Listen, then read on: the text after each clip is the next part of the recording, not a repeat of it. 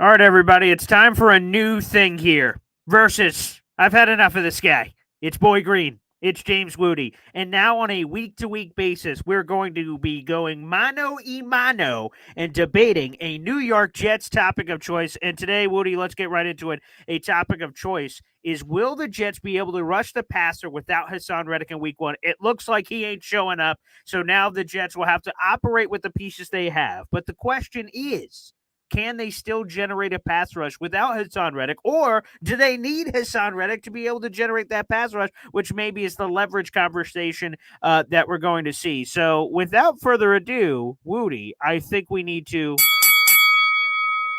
ring the bell, baby, because I'm telling you right now, Woody, I have no idea what side you're on, but I'll tell you this. The Jets can absolutely rush the pass without Haason Reddick. He wasn't even here last year, and the team was top 10 in sacks. This is a system. Plug and play, baby. James Wudi, you could plug in on the defensive line. You'd probably end up with 5.5 sacks this year, for goodness sake. You've got Jermaine Johnson who's going to take a leap. You've got Will McDonald who is going to continue to take a leap. And people don't like to say it, but the Jets coaching staff believes Michael Clemens is going to be getting involved on the pass rush productivity train. It is a system. It is a rotation. And I would also add this to the puzzle that we don't talk about is our cornerbacks are the best in the NFL. They're going to be able to hold up an extra second or two, which is going to dramatically change the front seven for the New York Jets. So for anyone that doesn't believe Haason Reddick, who we're going to be able to rush the passer like nobody's business against the San Francisco 49ers week one on Monday Night Football, Woody.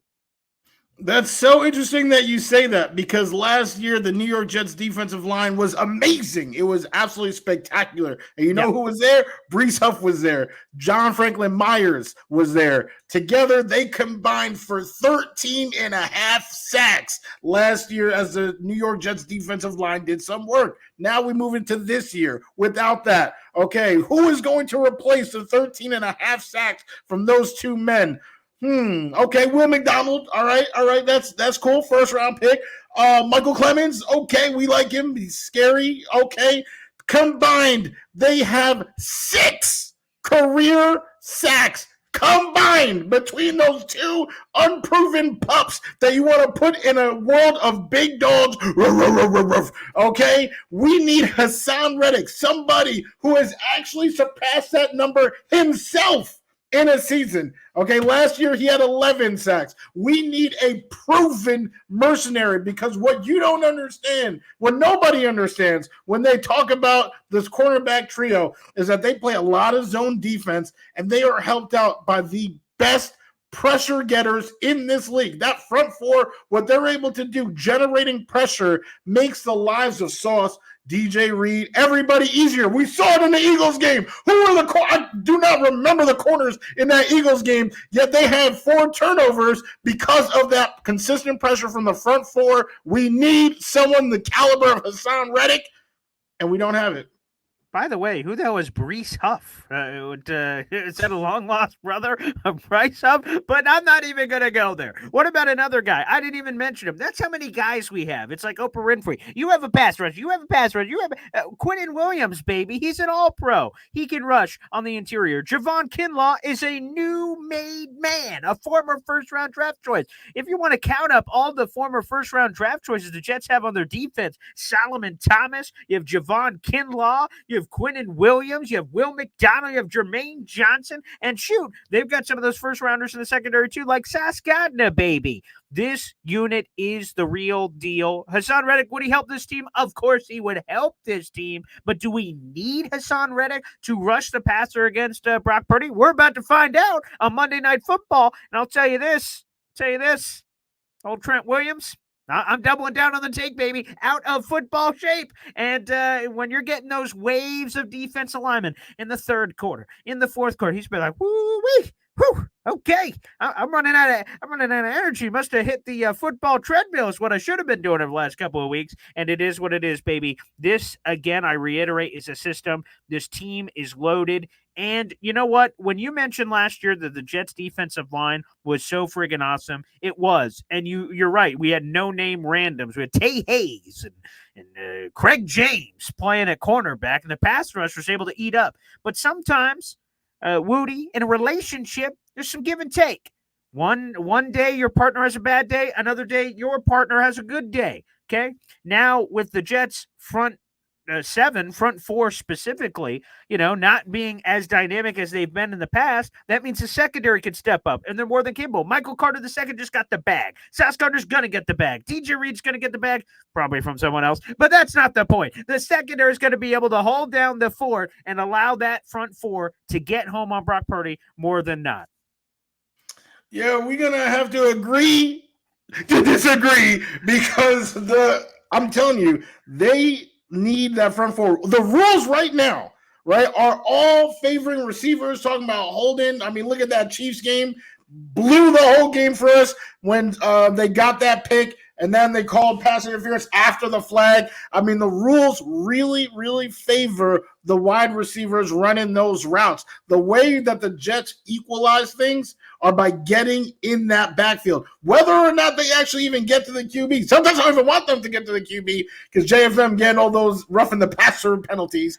But just being back there and forcing inaccurate throws, forcing turnovers, which the Jets were doing in bunches last year, that all comes with the elite front four. And yes, I literally already forgot the names you said. I think you said Kevin James or Craig something. But hey, you cannot put the Craig somethings, right? You cannot put them on that front four. I don't want to hear about nobody who played well against the Giants' third string. Talk about Conor McGregor should be on that side. No, I don't want to hear about none of that. Okay, you talk about Trent Williams. Are you for real? The best left tackle in football? Okay, and now you're going to say, oh, he's not in football shape. Get out of here with that. He will be pushing people left and right. I mean, Tyron Smith, we're banking our hopes on Tyron Smith. Trent Williams, I would argue, is in better shape than Tyron Smith, and he's not going against Nick Bosa. He's not going against Nick Bosa. This is a situation where we needed Haason Reddick, so we have somebody who, as a pass rusher, is top dollar like Nick Bosa.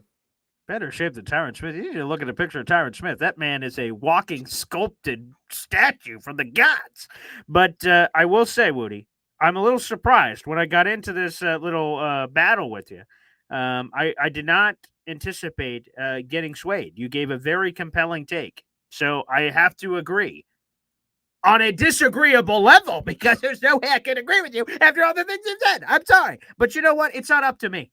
It's not up to you either. It's up to the fans, baby. Where do you guys stand? Let us know in the comments section down below on this versus battle. Again, we'll be doing this on a week-to-week basis. We'll be putting out a Jets topic, and we'll have a few minutes to dissect and give our spiel, give our take, give our debate class opinions on what we believe is going on with the topic of choice. But we'll let you guys be the judge. Let us know in the comments section below. This is going to be posted on social media, YouTube, and everywhere, baby. Let us know in the comment section. Are you #Team Wudi or #Team Boy Green? Are you on the Reddick train toot?